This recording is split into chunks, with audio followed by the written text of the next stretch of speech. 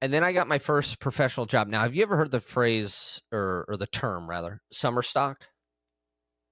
Summer stock. Let me just think for a sec, Yeah. because as related to theater, Uh-huh. can I give a guess? Can I venture a guess? Of course. I would say the summer stock would likely be canon of plays that are good fodder for various summer, like in the park free shows. It's close.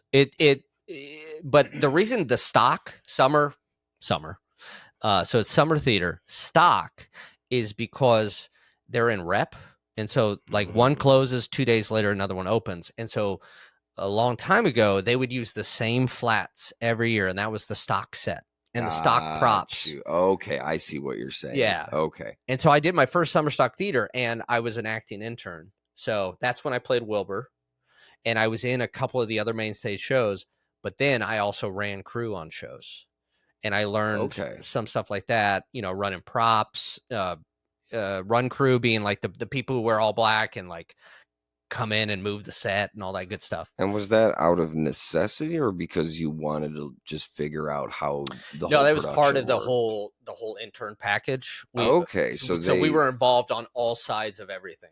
Okay, now that's massive, because you have to, you can't just take a guitar, for example, right? Okay. You can't just learn the chords of the song you want to play. You have Right. to learn how to play the guitar. Exactly. Right. And it gave a full, and the theater department I was in, we had to take technical theater classes too. That's where I learned how to do theater carpentry, which I'm average at best. Theater carpentry. I got building the sets. No, yeah, no, Yeah, I got some of my luthier friends might be interested in hearing about that. Oh yeah, pretty cool. So that place where I did the internship, the acting internship, I went back the next summer to be a carpenter, and there was 5 of us in the scene shop. Okay, and we did 6 shows, and Saturday night, the show of closing night, a show would close at like 10:30. We would load out the show, load in the other stuff, and then we would basically work with maybe 2 hours of sleep a night over the next 2 days. Yep, that tracks. And then Monday night at 8 p.m. or whatever. I do remember this because Monday night at 8 p.m. the show would open, and you'd be in the crowd because you're not in it because you're a carpenter.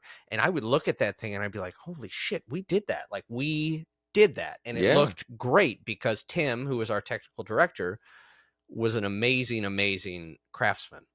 And it was a whole different way to appreciate theater because I was like, I'm doing something else for theater to the whole encompassing show. It's a really great point, because it's so easy when to use just this as a metaphor, a cog in a machine. Mm-hmm. It's very easy as a single part to forget the machine and to not see the forest, or to see to miss the forest for the single tree. Mm-hmm. Right? You are part of a larger forest that is a spectacle to behold. Right. And it's very, when you're so close to something and working so you're devoted to it. It's day in, day out what you're doing. You're living and breathing it every day. Sometimes you forget that, oh yeah, right, there's an audience and they're seeing this from a whole different perspective.